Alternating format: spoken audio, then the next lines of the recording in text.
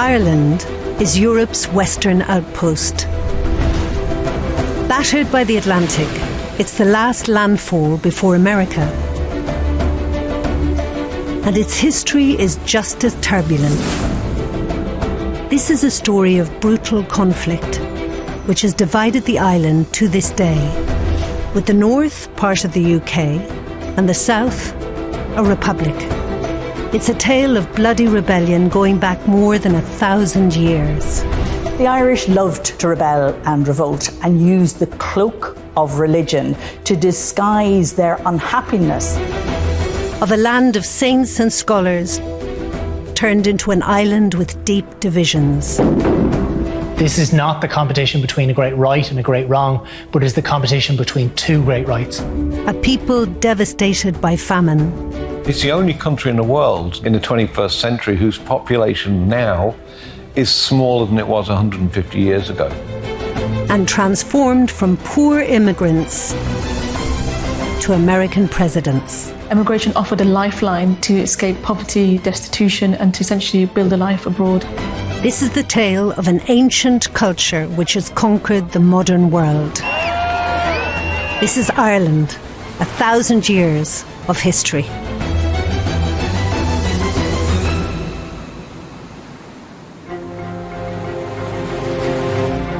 Travel back 1,000 years, and Ireland is on the cusp of great change. This is an island of Gaelic kings, monks, and Viking settlers. An island trading goods and ideas across Europe. In 1002, the legendary High King Brian Boru becomes the first ruler to unite Ireland. Until then, Ireland wasn't ruled by one king, but by many. There were hundreds of kings, each ruling over an individual lordship, but at the same time, each king was attempting to assert his authority over neighbouring kings. So there was a constant friction. Since the 5th century, Ireland is divided into 5 main provinces: Munster, Ulster, Connacht, Leinster and Meath. Each with its own king, often fighting for supremacy. There's references from an early date to the concept of an Ard Rí or a High King of all Ireland, but this wasn't a political reality. For centuries, the O'Neill dynasty styled themselves as High Kings. But none of them seem able to unite Ireland. Until 1002, when a new High King seizes power. The King of Munster, Brian Boru. Brian Boru is famous because he's the first king that really made this aspiration of High King in Irish history a reality, because he temporarily exercised control over the whole of Ireland. He goes to the Church of Armagh, which is the seat of the cult of St. Patrick, so the most powerful church in Ireland. And he donates 20 ounces of silver. And as a result, his royal secretary then writes in the Book of Armagh, which is a manuscript which survives from that time, that Brian Boru is Imperator Scotorum, which means the emperor of all the Gaels. Brian Boru wins the backing of the church and is the most powerful High King Ireland has seen. He rules over an island that has already made its mark on the European map. They had a culture and a language and a civilization and a legal system of their own which predated that of ancient Rome and which many ways was superior to that of ancient Rome. Medieval Ireland is a thriving hub of education. Ever since the fall of the Roman Empire, most of Europe has been plunged into the Dark Ages. Learning and culture seem lost. Except in Ireland. Since the 6th century, Ireland's monasteries have become renowned. If you want to learn, you come to Ireland. It's interesting to think of modern equivalents to what these institutions represented in the Middle Ages. There has been the suggestion that they could be compared to, say, Ivy League universities. And certainly by the 8th century, Ireland has established its reputation as an important centre for learning within Europe, and we hear of scholars travelling from Britain to Ireland for their education, but also Ireland has this developing reputation of being a land of saints and scholars. Irish monasteries are home to some of the great manuscripts of the medieval period. Lavish copies of the Gospel, like the Book of Kells. But they also have huge influence abroad. Irish saints like Columba and Columbanus spread their version of Christianity by setting up monasteries.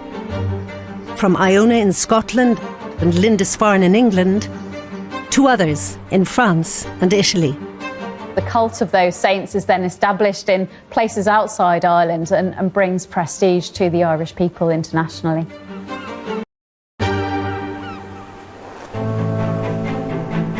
'11th century Ireland is also trading with the rest of Europe.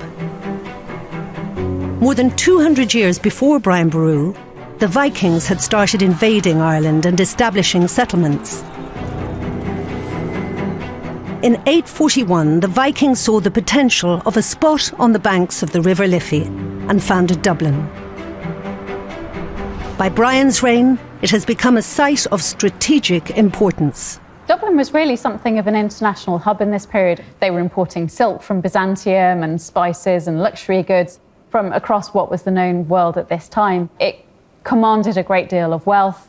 It had access to an extensive navy. It had links politically and economically across quite a wide area. So it became one of the goals of kings who wanted to rule all Ireland to hold Dublin, because if you held Dublin, you had resources that made it hard for any other ruler to challenge your position.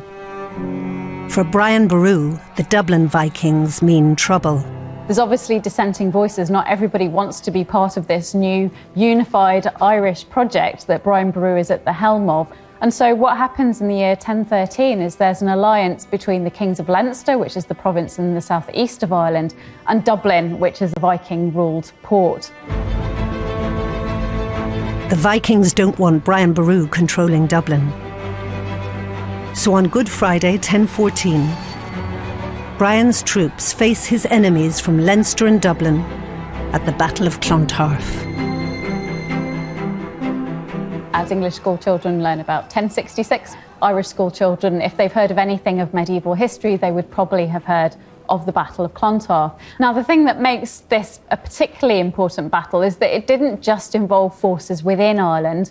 The Dublin Vikings drew on their allies based in the Orkney Islands, and it's quite possible there was a contingent of Danish mercenaries who also engaged in the battle as well. So it would have been one of the biggest, if not the biggest, battle fought on Irish soil up to this time.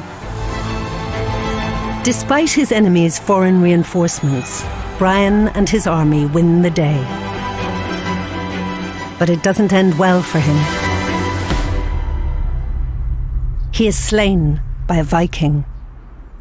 He had successfully united Ireland under his control, but this all unravelled after his death. And so what we find in the politics of the 11th century is that warfare increases, there's more large-scale conflicts, and there's various contenders have kind of thrown their hat into the ring to try and become the main man ruling all of Ireland. 150 years later, in the 1160s, Ireland's leading families are still jostling for Brian Boru's level of power as High King. And their fight will change Ireland forever when they invite an English king to settle their differences. Coming up, the English stay for centuries. The invitation merely opened the door. The English propped it open and kept coming. Parliamentary hero Oliver Cromwell turns monster. Cromwell has gone down as one of the great ogres in Irish history. My students hiss whenever I mention his name. But in America, the luck of the Irish eventually leads to the White House. They are marching down the busiest thoroughfare in New York, and that just screams power.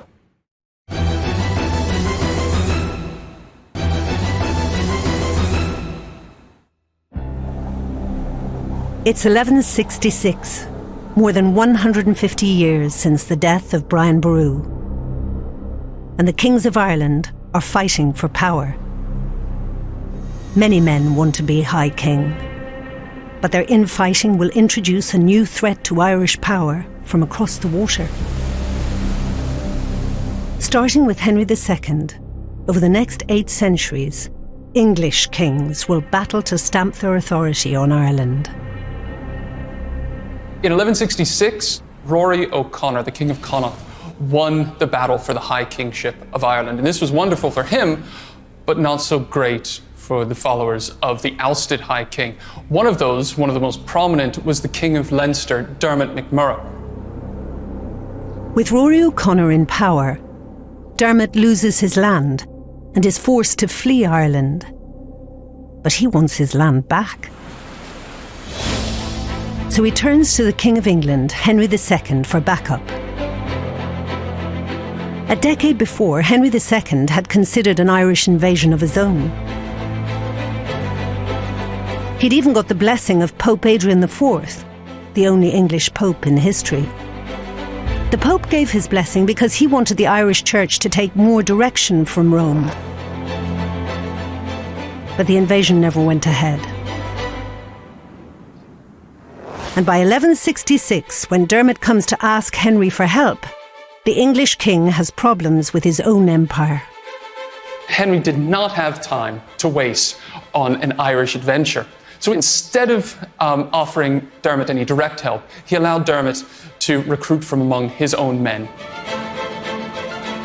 Dermot sought help from an English nobleman, the Earl of Pembroke, Richard Fitzgilbert, better known as Strongbow. Dermot approached Strongbow, offering him the hand of his daughter Aoife in marriage and succession to his kingdom of Leinster if Strongbow would help him to recover the kingdom of Leinster. In 1169, Strongbow's men start landing in Ireland. It's a force more technically advanced than anything the Irish have ever seen. Irish warriors had light armour, they had axes, spears.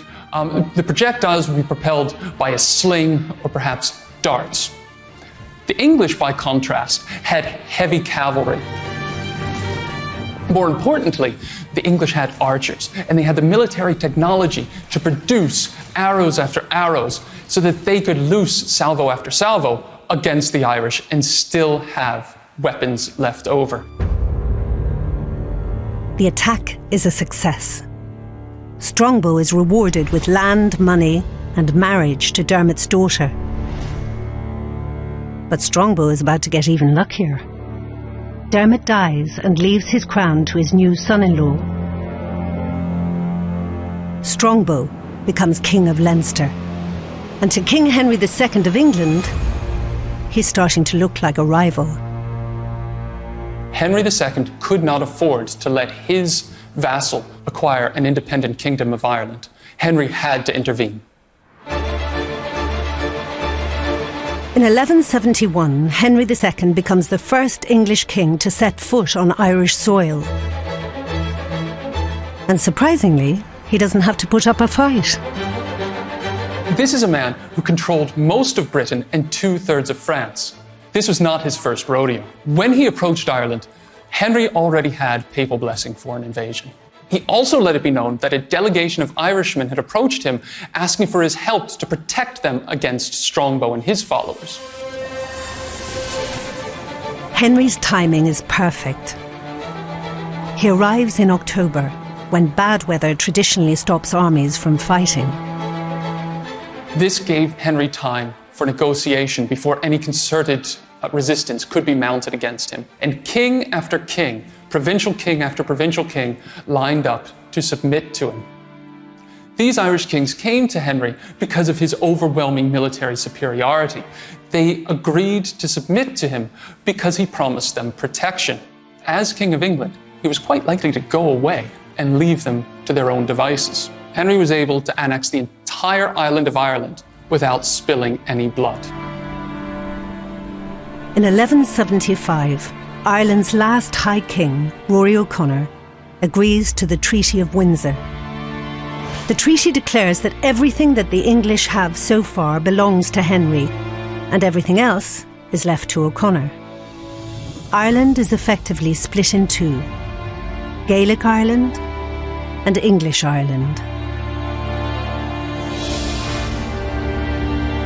And it doesn't take long for the English to develop a narrative that the mission was about civilizing Irish savages. At the end of the 12th century, they had the medieval equivalent of a spin doctor, Gerald of Wales, write a book to help justify the English military takeover. He describes Ireland as this wonderful land teeming with resources. If only they could be tapped by people who know how to use them. The Irish were too lazy, according to Gerald, but the English had the industry necessary. It also talks of Ireland as this island of wonders, where women have beards, where the Irish do unspeakable things to farmyard animals. If only the English could come in and impose some order, he argues, the Irish could be brought into the light. Dermot's invitation for help would have far-reaching consequences. The invitation merely opened the door. The English propped it open and kept coming. By 1254, Henry III is king, and he stipulates that Ireland is never to be separated from the English crown. But England doesn't have full control. The ruined remains of Castle Roche are the lasting remnants of an era when England only controlled a small area around Dublin, known as the Pale. That was a recognisable English part of the country. And beyond that was beyond the Pale. The word Pale comes from the idea of a protective wall defending this more settled area. Beyond the Pale, the Irish are left to their own devices. Until the 16th century, when an English king starts demanding loyalty to the crown and a new religion. It's 1533, and Henry VIII's love life is making history. His first marriage has failed to produce a male heir. Henry wants to marry Anne Boleyn, but the Pope won't sanction a divorce. So Henry joins the European Protestant Reformation. He ditches Rome and appoints himself head of the new Church of England, paving the way for a clash with Ireland. That was hugely significant in an Irish context because it meant that the population of Ireland, which was Catholic, had to convert to Protestantism. But Henry just can't get the Irish to convert. And when his daughter Elizabeth I exceeds the throne, the problem becomes more serious.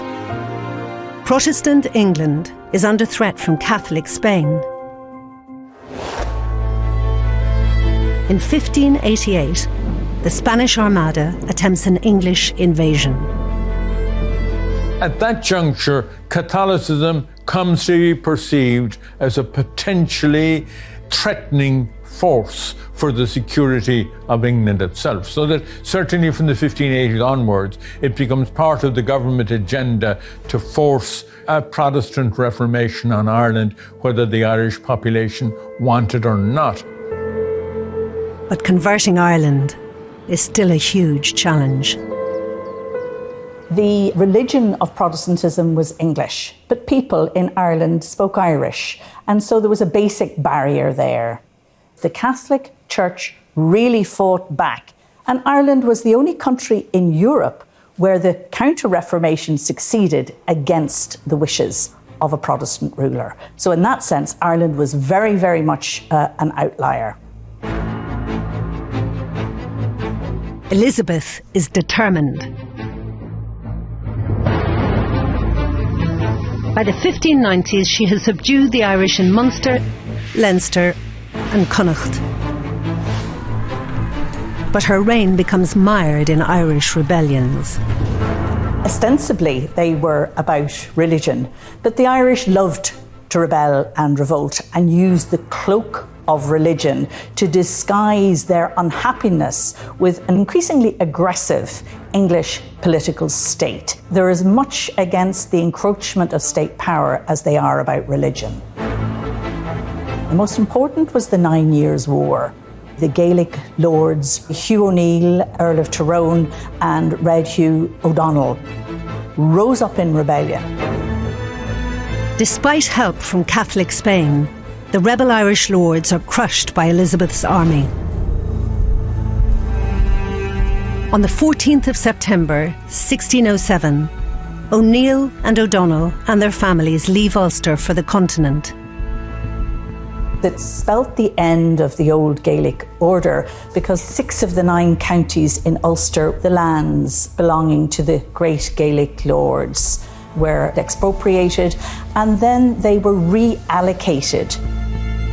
Reallocating the lands of the Catholic earls presents England with an opportunity.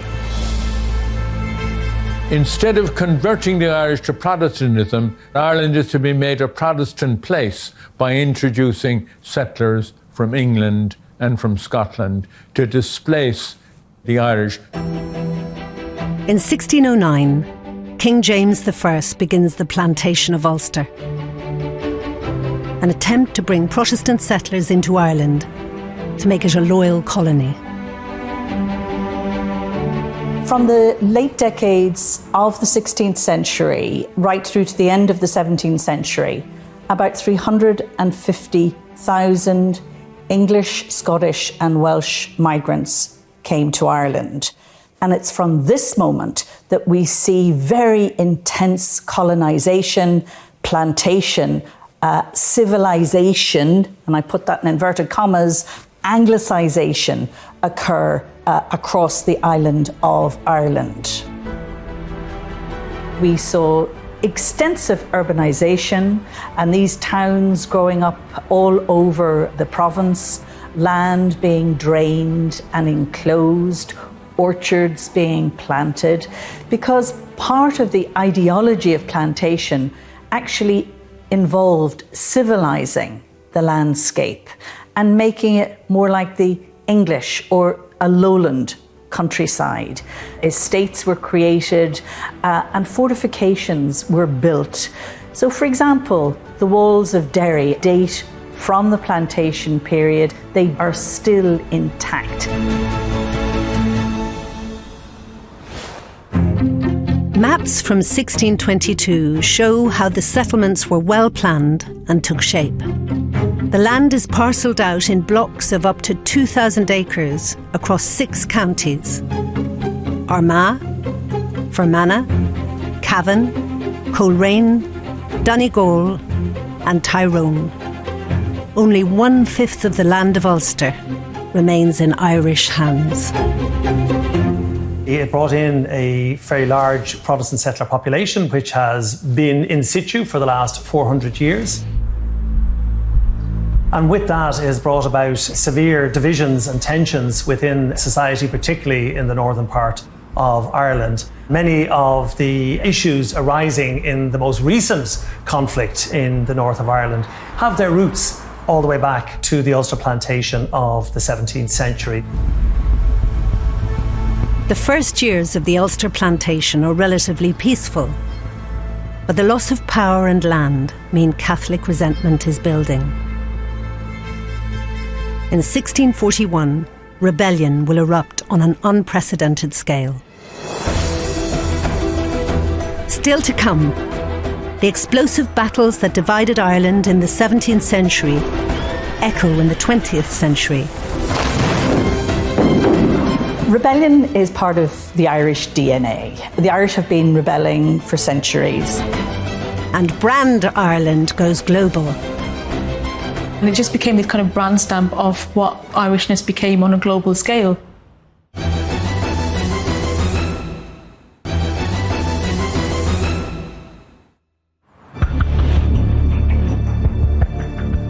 Autumn 1641.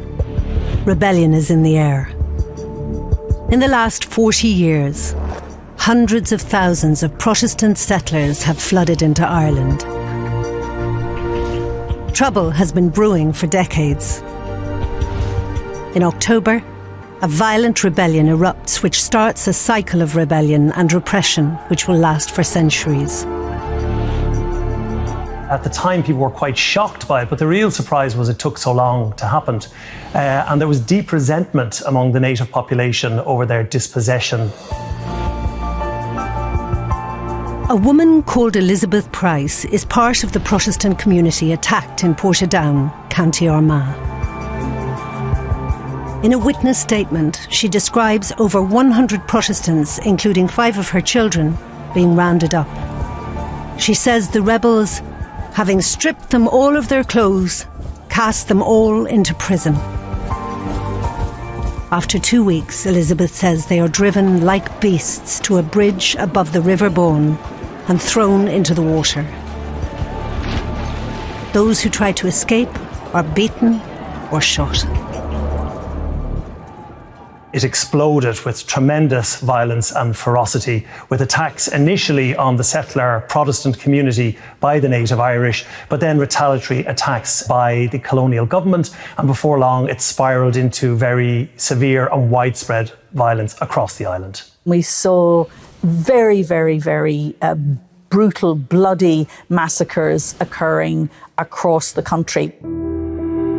Over 8,000 witness accounts, like the tale of Elizabeth Price, are recorded by the British authorities in the years after the rebellion.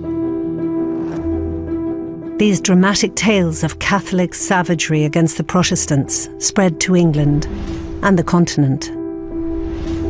We get these lurid stories of attacks on civilians, with women and children, old people being targeted and killed in very nasty ways.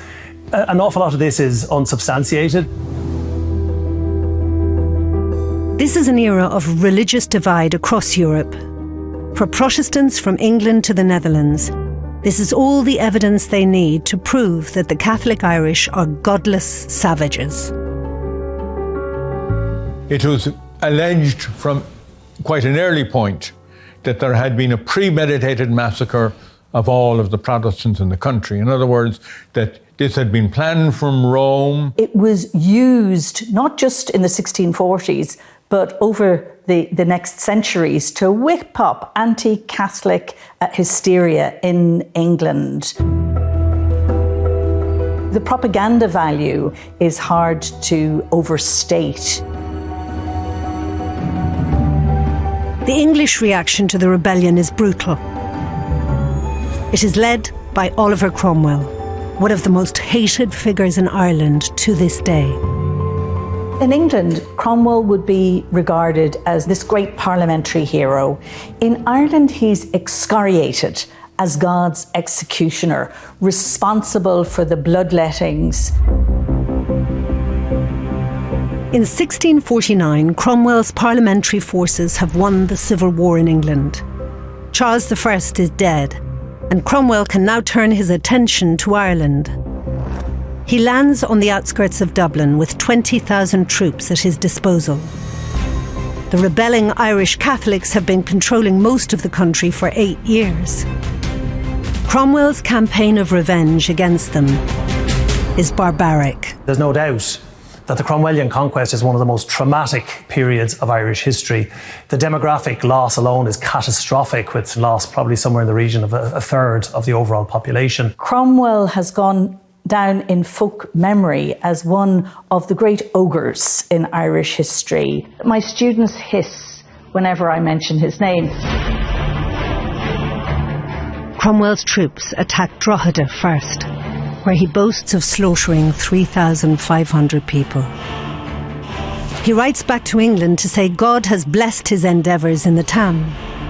Cromwell describes people filled with much terror and doesn't think even 30 of them escaped with their lives.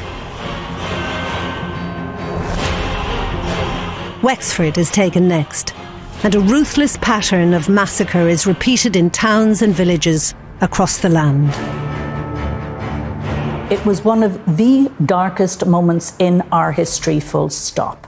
There were incidences of mass killing, what we would call today ethnic cleansing, and atrocities committed, very comparable to what we would have seen in a country like Rwanda. After 9 months, Cromwell leaves, confident the rebellion is crushed. The consequences for Irish Catholics are disastrous. Their religion is forbidden, and a ferocious reconquest begins as nearly all the remaining land owned by Catholics is confiscated. In 1652, Parliament in London passes the Act of Settlement, a radical bill decreeing that the rebel Catholics are to lose their estates and be exiled to regions of poor land in the west.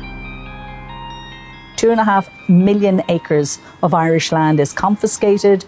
We also see Catholics being transplanted from their estates and sent to Connaught, to hell or to Connaught. Others were transported to the Caribbean as indentured slaves. The post-war settlement after Cromwell witnesses probably the greatest single transfer of land anywhere in Western Europe during what's called the early modern period. Before the war breaks out in 1641, Catholics owned probably somewhere around 70% of the land in Ireland. By the end of the conflict, that has fallen to just over 10%. The confiscation stokes more Catholic resentment. Nearly 40 years later, Ireland becomes the main battleground for a wider European fight between Catholics and Protestants. In 1685, King James II inherits the British throne, leaving Protestants across Britain and Europe worried. Because the new King James is a Catholic. For many in England, this was not acceptable. So they approached his Protestant son-in-law, William of Orange from the Netherlands, and invited him to drive James from power, which he did. James fled to France, and then from France comes to Ireland, knowing that as a Catholic he would probably receive a warm welcome from Irish Catholics, which he did. On March the 12th, 1689, he lands at Kinsale in County Cork with about 1,800 French troops. Soon, thousands of Catholic Irishmen are rallying to his flag. The Catholic population had suffered dreadfully during the mid-17th century and had definitely become second-class citizens. So James, coming as a Catholic king to Ireland, he was seen as a deliverer, as a saviour. James marches on to Dublin, and by April his army has surrounded Derry, one of the last bastions of Protestant resistance. 6 months before, Jacobite forces had tried to take Derry, but were stopped when 13 apprentice boys closed the city gates. Now, James attempts another siege. A Jacobite force that included the king himself laid siege to Derry for over 100 days, and Derry basically refused to surrender. And that's why no surrender is associated with the city of Derry, and the siege is commemorated in Derry until today. This escalating crisis brings William himself to Ireland with a large army. The Protestant King William faces the Catholic James on the banks of the River Boyne in July 1690. And William wins. The battle itself was a bit of a damp squib, so it's very hard to say it was a great military victory, but it was of huge symbolic significance. At the first sign of defeat, James flees on horseback to Dublin and then on to France. His cowardice is condemned. After his flight, after the Battle of the Boyne, he's termed by the native Irish as Seamus a Shocka, which roughly translates into James the Shit. Meanwhile, Irish Protestants have celebrated King Billy as a hero ever since. Today, the Battle of the Boyne is commemorated by Orange Lodges. On the 12th of July, even though the battle was fought on the 1st of July. There's a lot of myths around William of Orange. Firstly, he's portrayed as this very sectarian individual. And in fact, when it came to religion, he favoured religious toleration. He is portrayed as this great horseman, when in fact, he wasn't a great horseman. In fact, he probably had a humpy back. He hardly spoke English. People don't always want to hear truths about these great historical figures. So stories like those don't go down very well in some quarters. After the victories in the Williamite Wars, the Protestant government doubles down on Irish Catholics. From 1695, a raft of penal laws are brought in to shore up the Protestant oligarchy now ruling Ireland and to keep Catholics in their place. This penal legislation is used effectively to keep over 80% of the Irish population in subservience. Catholics are banned from voting, from holding office, from bearing arms, and even from owning a horse. So we see this programme of legislation being put in place by the Irish Parliament that is basically designed to keep Irish Catholics suppressed. The devolved Irish Parliament that meets in Dublin is entirely restricted to Protestants. But their freedom to legislate is limited by the greater power of Westminster. Soon, even Protestant frustration is growing. In the 1770s and 80s, the American and French revolutions provided growing inspiration for a group of Irish Protestants who set out to unite all Irishmen, including Catholics, in the cause of equality and liberty from England. It's an alliance that would once have seemed unthinkable. The founder of the United Irishmen is Theobald Wolfe Tone. Tone came from a Protestant background, but yet he was extremely radical. Some of the most radical rebels were Protestant. In the 1790s, Tone and his United Irishmen begin to campaign for constitutional reform, but they are getting nowhere. So they grow more radical. In 1796, Tone travels to the new French Republic in search of assistance.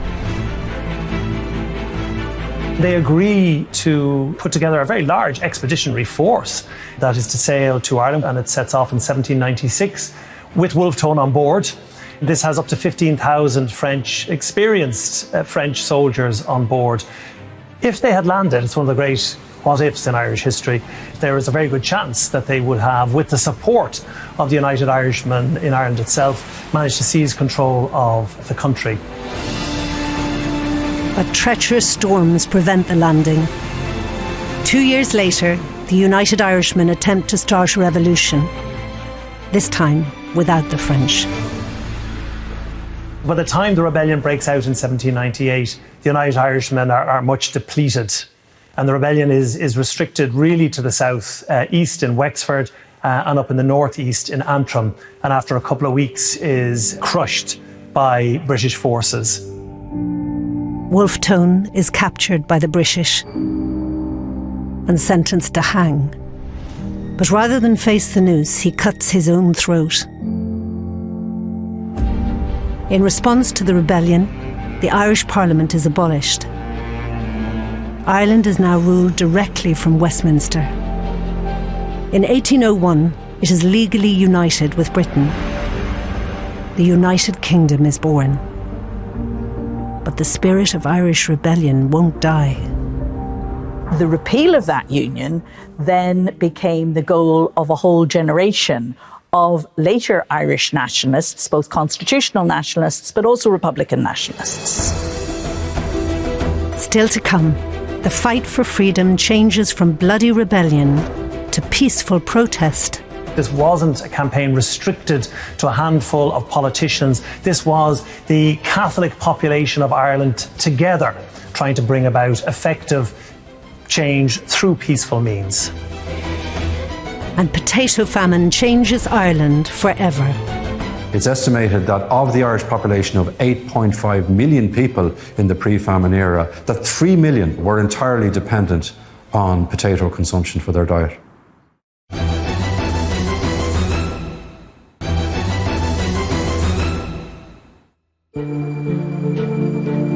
The beginning of the 1800s marks a new dawn for Ireland. After centuries of rebellion, the whole island of Ireland is now legally tied to Britain. In 1801, the United Kingdom begins. But in the course of the next 100 years, Ireland will make its own distinct journey. It is a century that will bring dramatic change to the people and landscape of Ireland. At the start of the 19th century, 80% of the Irish population is still Catholic. But they are ruled by Britain and its Protestant King George III. Catholics have very little land.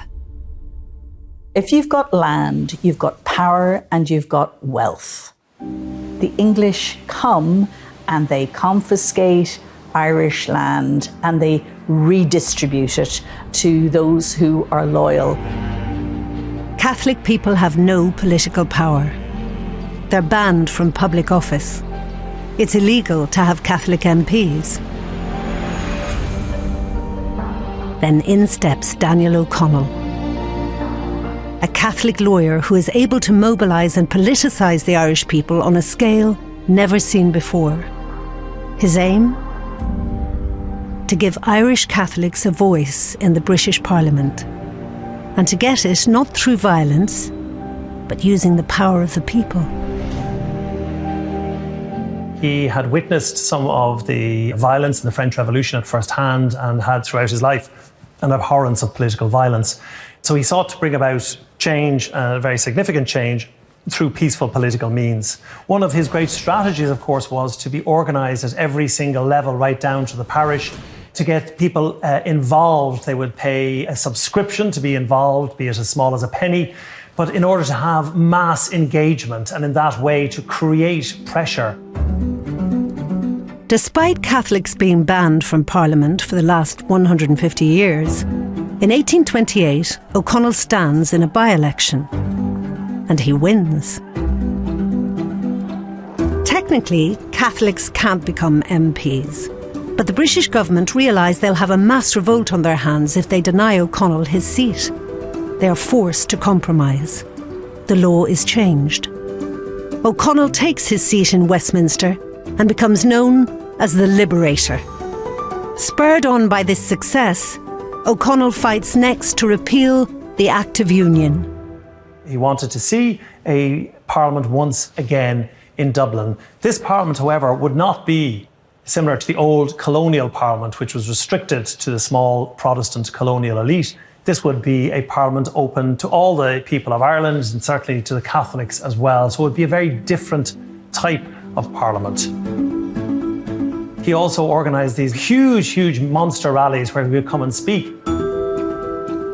I'm sure most people couldn't hear him, but his words would have been relayed down through the crowd. But it was more the fact of these huge gatherings of people engaging the entire population. So this wasn't a campaign of the elite. This wasn't a campaign restricted to a handful of politicians. This was the Catholic population of Ireland together trying to bring about effective change through peaceful means.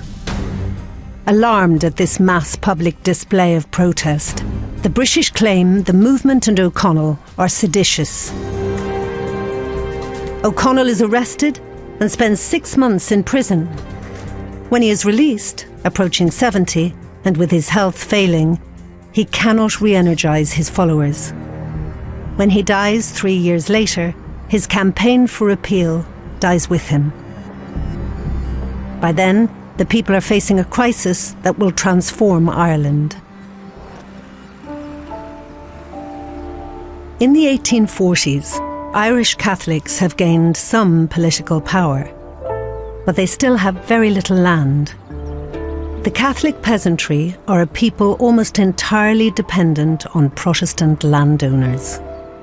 We have figures from the 1780s which would suggest that 95% of Irish land was owned by just 5,000 people.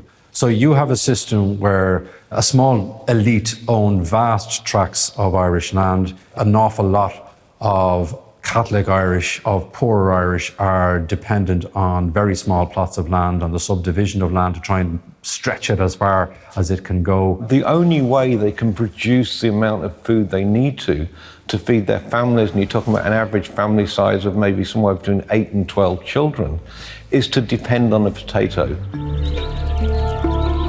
Potatoes first appear in Ireland around 1590.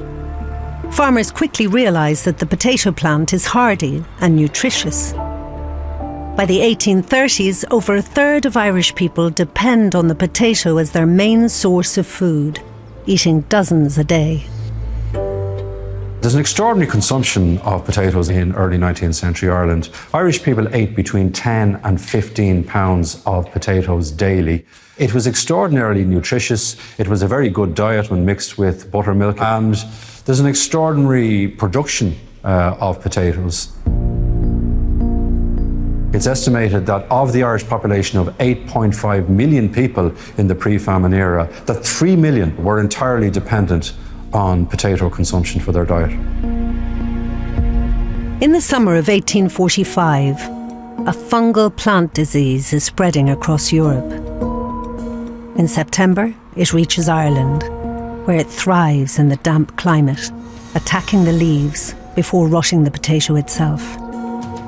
Within weeks, a third of all potatoes are diseased and inedible. The blight strikes again for the next 4 years, and entire harvests are destroyed. Ireland was particularly devastated as a result of its dependence on the potato. And what it meant was that very quickly, millions of Irish were facing the loss of their vital crop.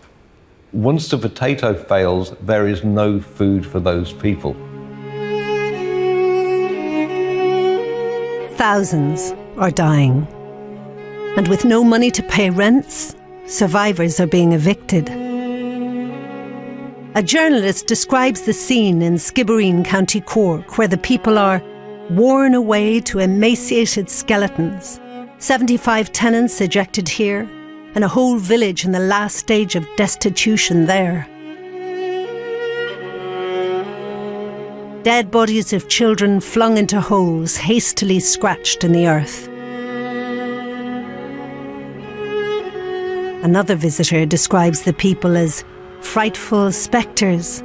Their demonic yells are still ringing in my ears. The Victorian British government responds to cries for help with a short-lived scheme of public works and soup kitchens which only last for 6 months. There is no sustained famine relief effort. There's some charity groups like the Quakers become very involved in famine relief, but there's not a British state response. The British don't try and feed the Irish. In fact, hundreds of thousands of tons of food grown in Ireland during the famine is being exported abroad. Between 1845 and 1851, the sheer amount of food that Ireland exported to the British market would have been more than enough to feed the domestic population. The British state, by not diverting, or the British market, by not diverting those goods, are allowing the Irish to die.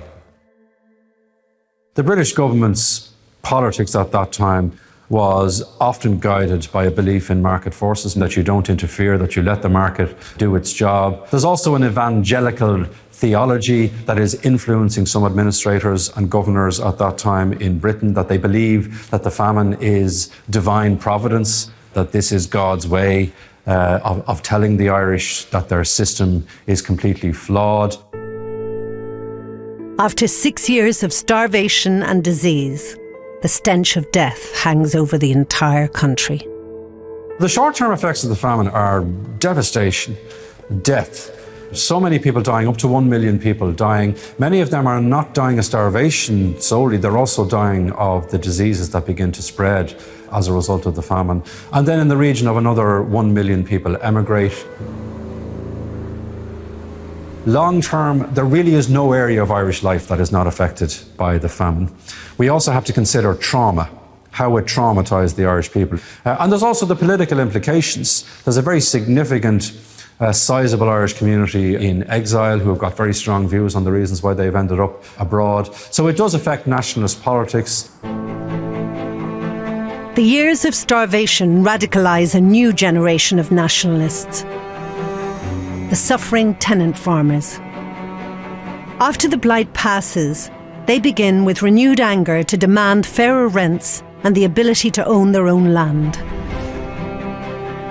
In 1879 in Mayo, the Land League is formed by Michael Davitt, with Charles Stewart Parnell as its president.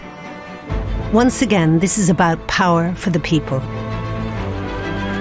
It's said that hundreds of thousands joined to fight a land war, using mass civil disobedience as their vital weapon. The Land League were very, very organised in terms of campaigns, rent strikes, etc. Anything that could hit the landowners and their wealth, their income. One tactic was to target people who worked for the landlords. Land agents were hated figures in charge of collecting rents and evicting tenants, so they were ostracised by the community. So in Mayo, the landowner land agent was a man called Captain Boycott, and the idea was they wouldn't deal with him, that shops shouldn't serve him, etc., that he was really kind of excluded from life, so that he understood how the people were standing against him and the machinery of land ownership that he supported. So by ostracising, by refusing to give him goods, Captain Boycott was boycotted, hence the term. The movement gathers pace throughout the late 19th century. Eventually, Queen Victoria's government realised that one way of solving unrest in Ireland is to start redistributing land. What the British government ultimately does from the 1880s up to the end of the 19th century is introduce a succession of land acts supplying state funds in order to give loans to farmers to buy their own land that they can then pay back over an extended period.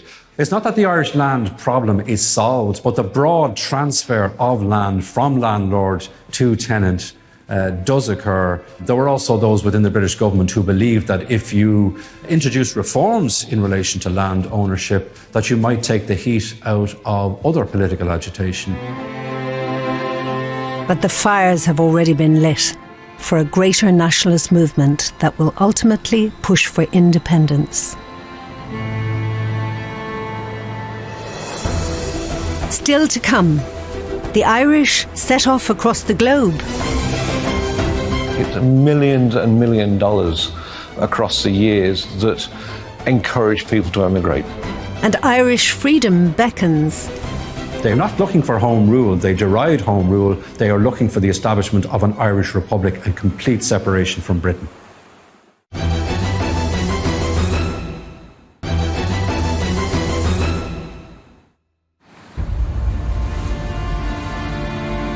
In the middle of the 19th century, famine changes the face of Ireland forever.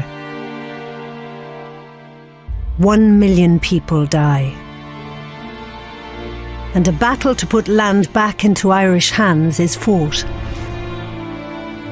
But the potato famine has global implications as the Irish flee the country in a bid to survive.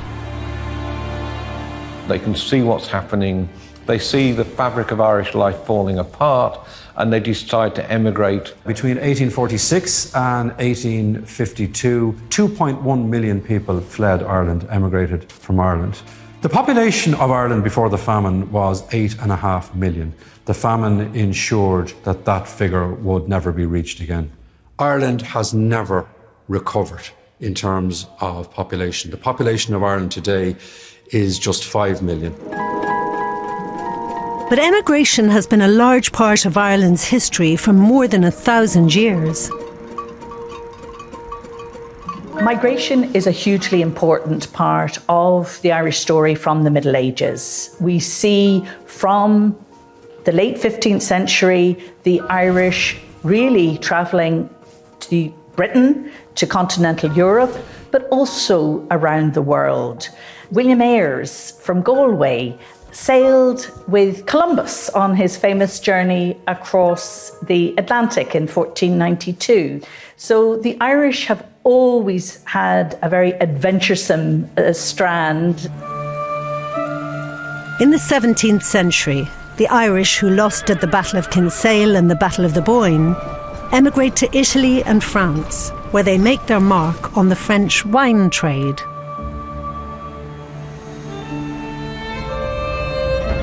A number of vineyards in Bordeaux still have Irish names like Chateau Lynch Bage and Chateau McCarthy. And the world's best-selling cognac producer was founded by an Irishman called Hennessy. In the late 18th century, the Irish start landing in Australia. Between 1788 and 1868, 40,000 Irish convicts are sent to penal colonies down under. Among them is the father of Australian legend, Ned Kelly.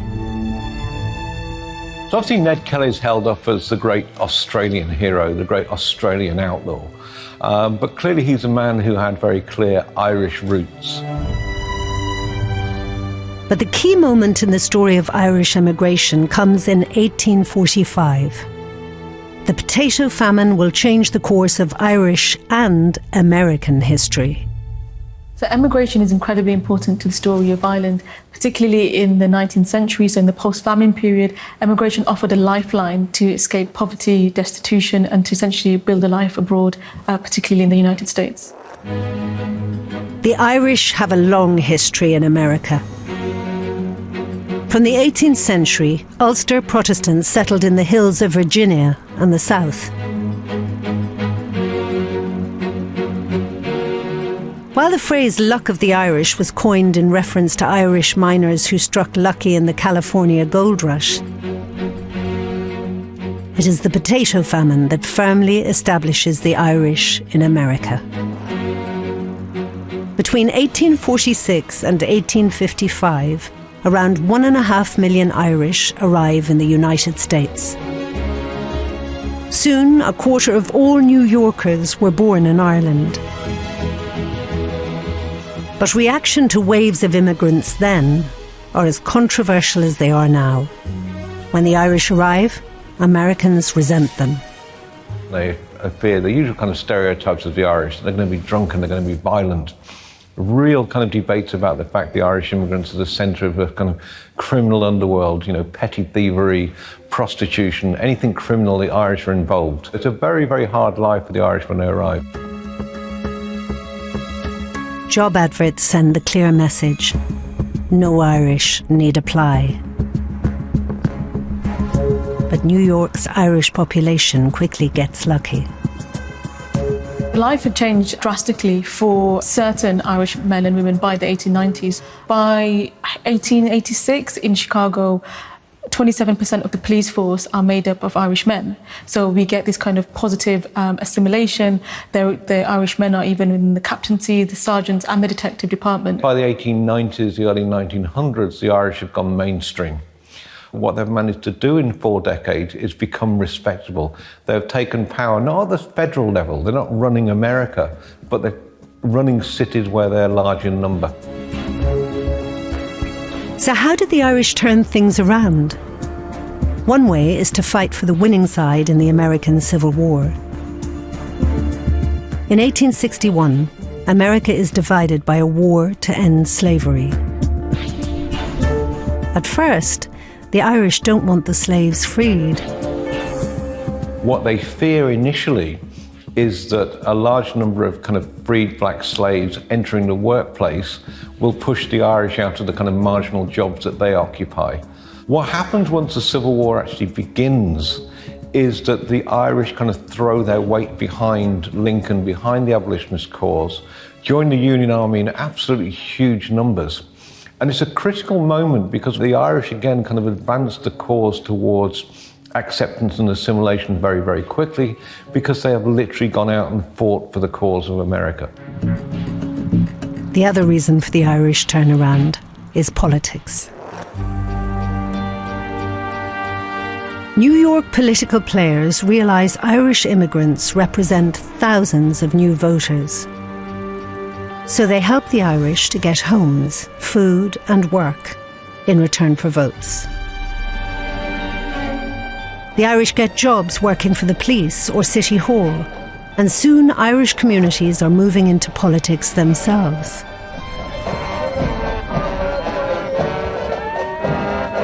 Irish men would run for politics, and this became a way of proving one's kind of, authentic American citizenship and becoming more like, kind of the white Americans that were surrounding them. Because they've got such a large numerical majority in the city, they actually take control, which means that all those things around kind of local city politics, the awarding of contracts, support for the local population, the Irish look after themselves.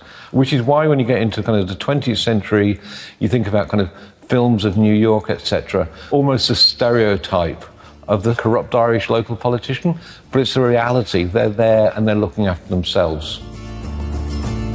Irish political power in the 19th century has an impact that still lasts to this day, at least every 17th of March. Because St. Patrick's Day, as we know it now, is an American invention. Traditionally in Ireland, St. Patrick's Day was a holy day reserved for going to Mass. Not in America. What's very clear through the second half of the 19th century is the Irish figure out that St. Patrick's Day is the perfect day to actually exercise and leverage their political power. What they do is they take to Fifth Avenue, the premier street in New York. Later on, there's a tradition where the actual road markings are repainted green. And in these huge numbers, they are marching down the busiest thoroughfare in New York. And that just screams power. It's getting Americans, other immigrant groups to look at them, to acknowledge that they can do that. No other immigrant group's doing it. They don't have access to that power. But just that physical ability to march the main street in New York announces very, very loudly that the Irish are here and they're not going anywhere. The political domination of New York sets the Irish on a course that will lead a century later to the White House. There is an impression in Washington that there are no Kennedys left in Ireland, that they're all in Washington. American presidents from JFK to Barack Obama had Irish ancestors who fled the potato famine. We have Mr.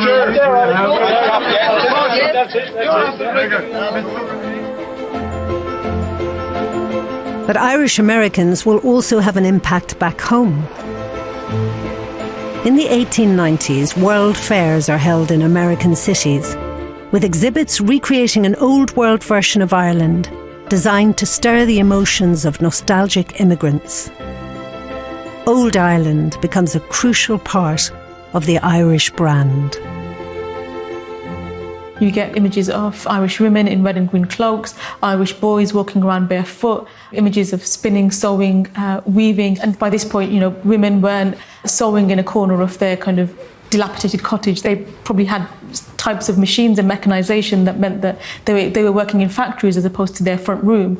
But it didn't matter, because in the fairground, what mattered was imagining your grandmother sitting at her spinning wheel. So the cliched images of Ireland are very much still in circulation today. And it just became this kind of brand stamp of what Irishness became on a global scale. This Irish-American focus on the old country also helps fuel support for the growing nationalist movements in Ireland. We get the growth of independence movements in the late 19th century, and often these were funded by Irish migrants in the US. So you get this kind of increased acceleration of kind of patriotism and nationalism abroad. American money also helps establish a precedent for future Irish emigration, as those who have moved send cash home to their families. It becomes a self-feeding stream of emigration, that once one person's gone, has set themselves up in work, has got somewhere to live, what they're doing is they're sending their letters home. It's a letter that says, look, we're making it here. tell my sibling, tell my cousin to come to America. Between 1848 and 1950, 6 million people leave Ireland looking for a better life. 2.5 million of them leave from the harbour here at Cove in County Cork. This is where Annie Moore, the first immigrant to pass through New York's Ellis Island, set sail. And on April the 11th, 1912, the Belfast-built ship Titanic anchors in the bay for its last stop. 123 people are brought out to join the ship. Most are third-class passengers dreaming of a new life in America. Only 44 of those who board at Cove will survive when the Titanic hits an iceberg 4 days later. The potato famine set the island on a course of emigration that still impacts Ireland today. It's the only country in the world in the 21st century whose population now is smaller than it was 150 years ago, which is a real kind of statement not only on the kind of the effects of the famine, but how then the tradition of emigration became normal for Irish society. Still to come, the 19th century cultural movement that banned cricket. They want to reclaim an Irish sporting identity. Paved the way for the international phenomenon river dance and helped win Irish freedom. It's a natural progression from cultural nationalism to a more advanced militant nationalism and even rebellion.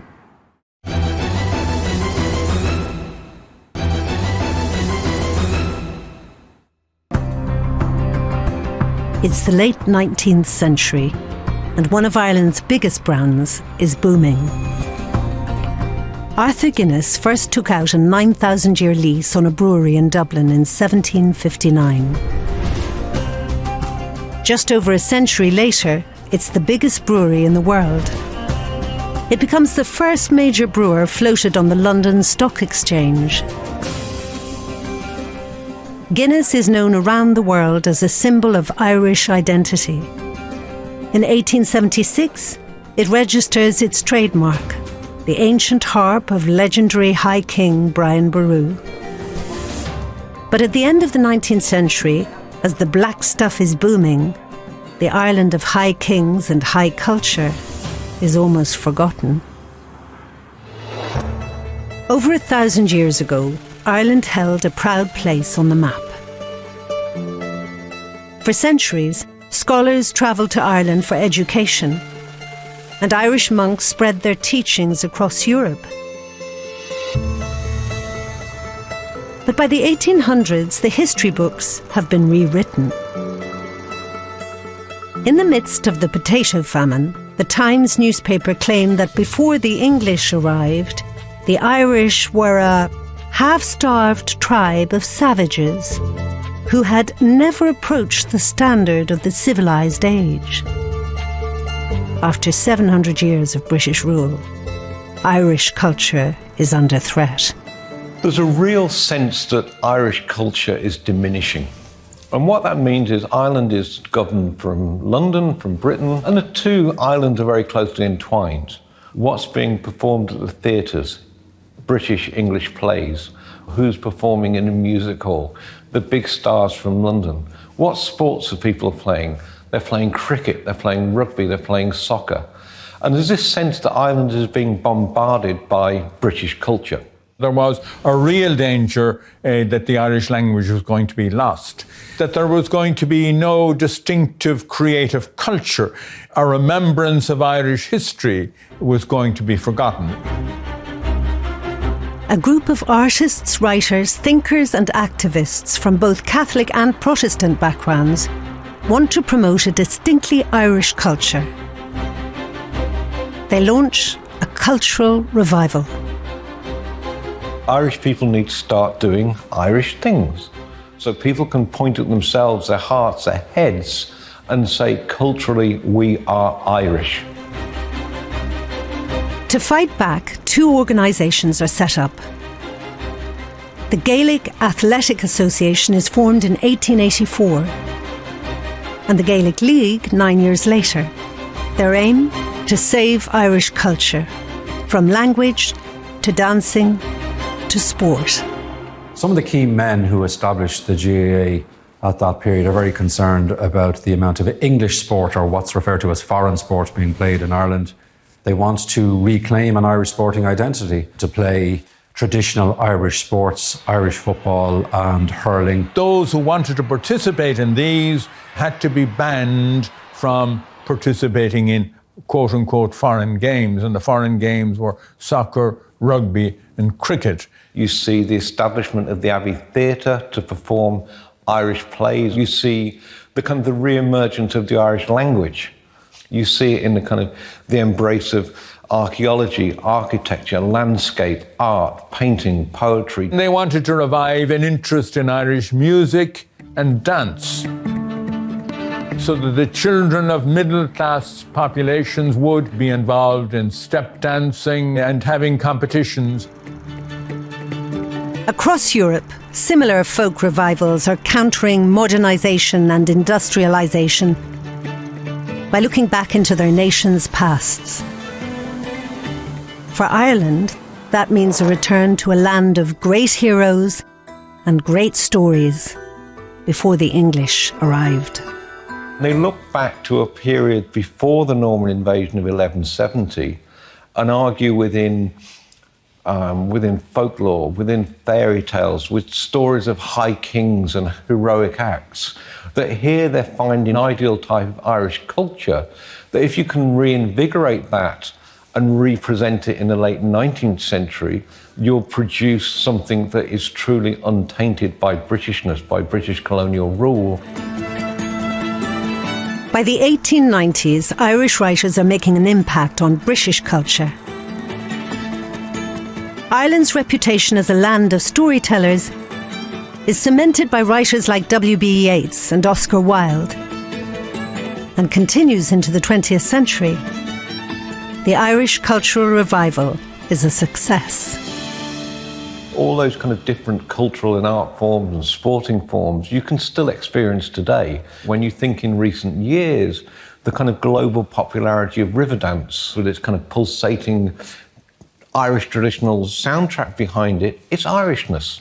It maybe has crossed into a tourist way of consuming Ireland, but it's a very real form, it's a real legacy of the cultural revival. In the 1880s, the cultural revival is stoking an interest in national identity. But it's also stoking the fire of political change.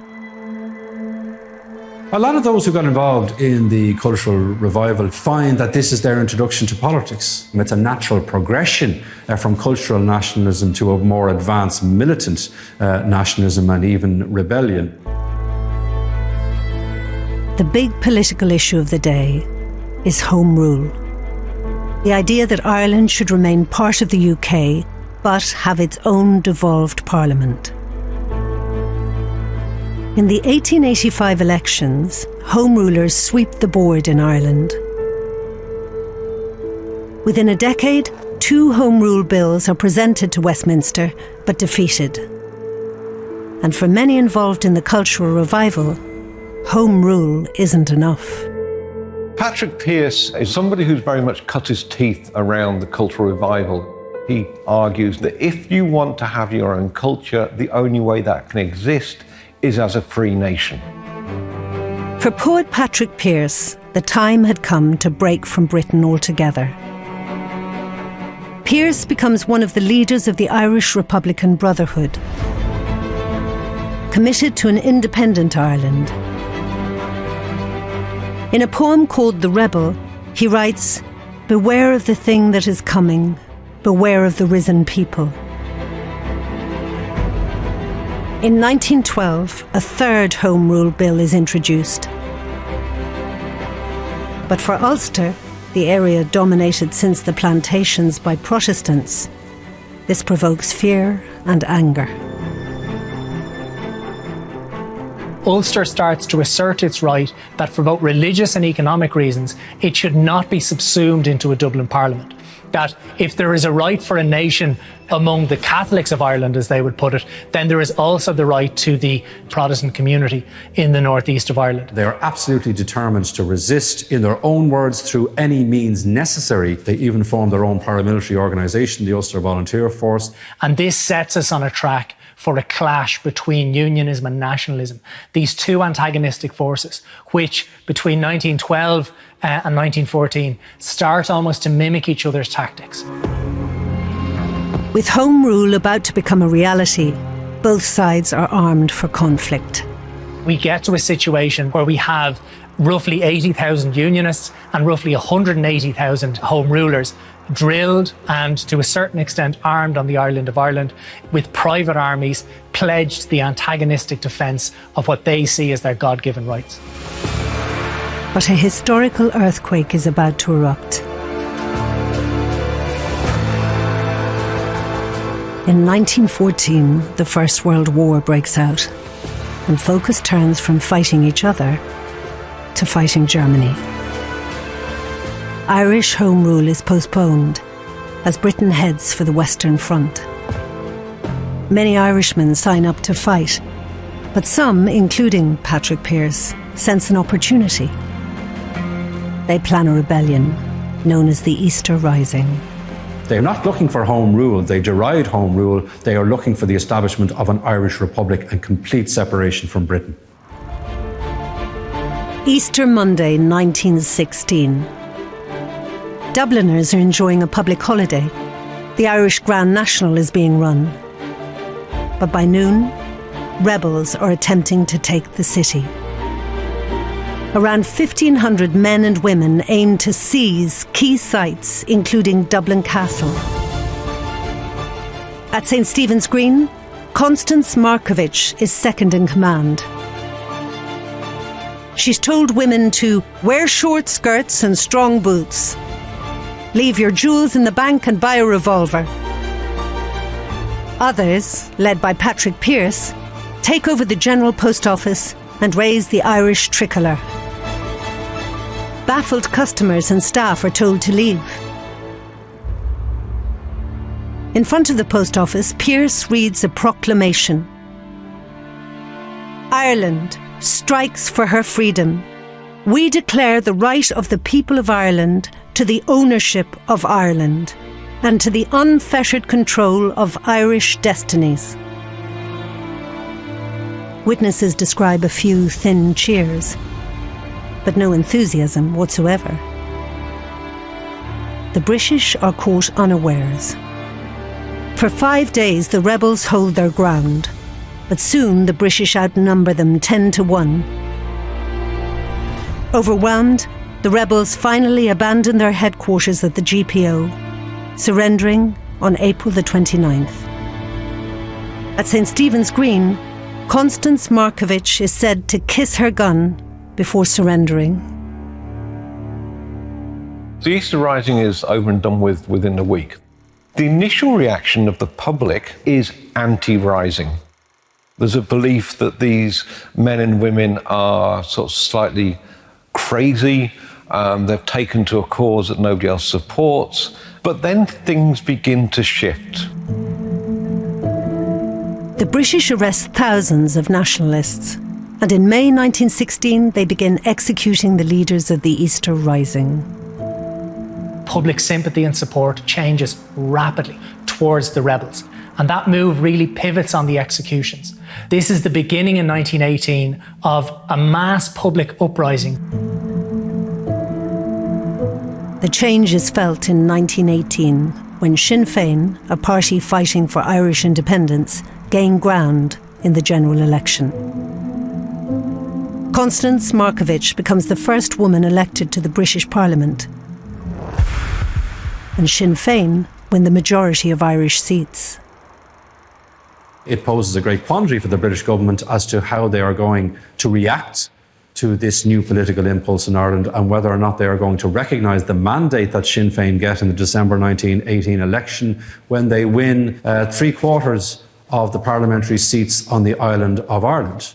But there's still a problem, of course. The other quarter of those seats remain with Unionists who are implacably opposed to an Irish Republic.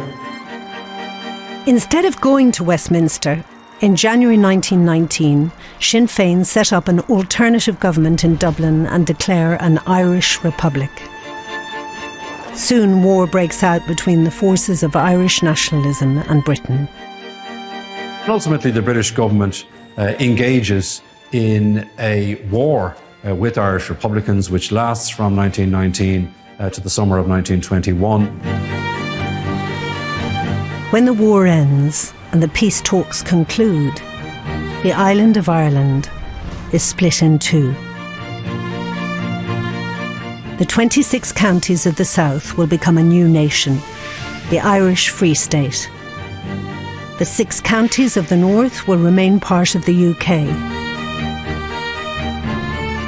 It's a chance to bring 700 years of British control to an end. But not in Northern Ireland. This is to be a divided island, and for the rest of the 20th century, Ireland will be fighting over that divide. Still to come, an explosive century, and what lies ahead for the island of Ireland. You do have that sense of a new phase of Irish history, that Ireland can define itself not according to its failures, but according to its successes.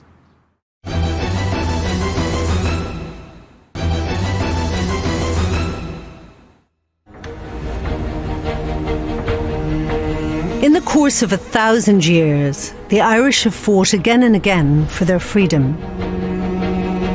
It is more than 8 centuries since the first English king stepped foot on Irish soil. The invitation merely opened the door. The English propped it open and kept coming. Ever since, Irish people have used politics and firepower to rebel. Rebellion is part of the Irish DNA. In 1921, Ireland stands on the threshold of freedom, but also division. Since 1919, Irish Republicans have been fighting a war of independence with the British. Irish nationalists want a republic. The British are nervous that weakness in Ireland might give other parts of their empire, like India, ideas of independence. And it knows that in Ulster, the majority of people see themselves as British and want to remain that way. This is not the competition between a great right and a great wrong, but is the competition between 2 great rights. The rights of Irish nationalists to their self-determination and identity, and the rights of Ulster Unionists to the similar freedoms that they're arguing for. In 1921, the 2 sides seek a truce. In December, the Irish Republicans, represented by Michael Collins and others, signed the Anglo-Irish Treaty with the British. The island of Ireland is split in 2. Northern Ireland will remain part of the UK. The 26 counties of the south will become a free state.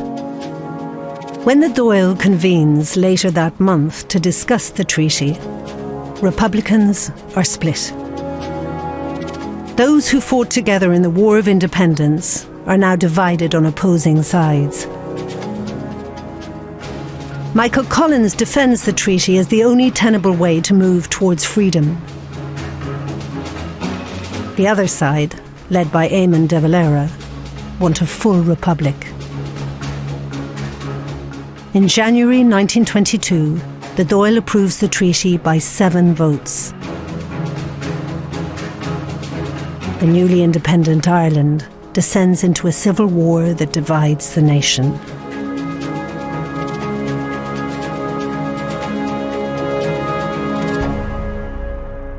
It divided families, it divided members of the Irish Republican Army, it divided the Sinn Féin party that splits into 2 different wings. There's a very bitter and enduring Civil War legacy because those who are divided on the treaty form 2 separate political parties ultimately that have remained very dominant in Irish politics to the present day. And in that sense, we can see the Civil War as having had a profound impact on the politics of modern Ireland. On the evening of the 22nd of August 1922, Michael Collins, the first chairman of the Provisional Irish Government, is travelling towards Macroom in County Cork. In the dusk, his vehicle is ambushed. Machine gun fire shatters the windscreen and Collins and his men get out to fight. Collins is killed by a gunshot to the head. His Major General later writes of how he knelt in the mud of a country road with the still bleeding head of the idol of Ireland resting on my arm. Collins' body lies in state in Dublin for 3 days. An estimated 500,000 people line the streets for his funeral, nearly 1/5 of the Irish population at the time. The Irish state's figurehead is dead less than 8 months into the job. In 1923, the Civil War is won by the pro-treaty side. In the 1930s, Northern Ireland joins Britain in the Second World War, while the Republic remains neutral. Ireland, under the leadership of Eamon de Valera, sees British influence decrease, while the influence of the Catholic Church increases. In many respects, it's a Catholic state for a Catholic people. And the Catholic Church had extraordinary dominance, extraordinary control. There were few areas of Irish life that they were not involved in when you consider medicine and health and education. Across the border, Northern Ireland is geared towards its Protestant majority. It is, in effect, a Protestant state for the Protestant people. And the Catholics, who make up at this stage about 1/3 of the population of Northern Ireland, are very much second-class citizens in terms of jobs, in terms of housing, in terms of political opportunities. 50 years after partition, with Queen Elizabeth now on the British throne, the split between the Republic and Northern Ireland is still a divisive subject. In 1968, a growing civil rights movement is taking to the streets, demanding equal rights for Catholics. But tensions and violence soon rise. We want to declare that this area here, the area between the two border posts. On August the 12th, 1969, Protestant apprentice boys hold a parade to commemorate the siege of Derry. It descends into a sectarian riot. 2 days later, the British Army is sent in. Very quickly, the situation begins to spiral into violent conflict with the re-emergence of the Irish Republican Army, who now began to demand not reform, but complete abolition of Northern Ireland and the creation of an Irish Republic. The outbreak of the Troubles is one of those situations which spirals from relatively humble beginnings into the longest campaign the British Army have ever been involved with in their entire history. The Troubles dominate Northern Irish life for 3 decades. It becomes a bitter sectarian struggle involving Republican and Loyalist paramilitaries as well as the British Army. Civilians are the biggest casualties during the years of the Troubles, a conflict fought over competing visions of the future for Northern Ireland. The violence claims more than 3,500 lives. No side is able to gain a complete military victory. And what we see with the Irish Republican movement is an increased development of a political strategy to go alongside the armed conflict. We see talks taking place between the various protagonists, looking for a political solution to a war that no side can win. And that ultimately leads, of course, as we know, to the Good Friday Political Agreement in 1998. On the 10th of April 1998, an historic agreement is reached between both sides. Today's historic agreement marks a new beginning for all of us. And today is about the promise of a bright future, a day when we hope a line can be drawn under the bloody past. The Good Friday Agreement sets out a peace where Northern Ireland, while still in the UK, has a devolved power-sharing assembly. It says both these aspirations and political viewpoints are legitimate, and therefore both can coexist side by side. And that's what we've had for the last 20 years or so. The turn of the 21st century also brings prosperity south of the border. Thanks to low taxes and a skilled workforce, Ireland entices global tech and pharmaceutical companies to open bases in the Republic. Soon, Ireland is one of the fastest growing economies in Europe and is known as the Celtic Tiger. The extraordinary change during the Celtic Tiger era is that people could sustain a living on their own land at home in Ireland. You know, emigration is not the solution. Ireland essentially has full employment for the first time in its economic history. And you do have that sense during the Celtic Tiger era of a new phase of Irish history, that Ireland can define itself not according to its failures, but according to its successes. In 2020, the Irish story continues to change. In both North and South, the power of the Church is declining, meaning the religious differences between the two parts of the island no longer feel as stark.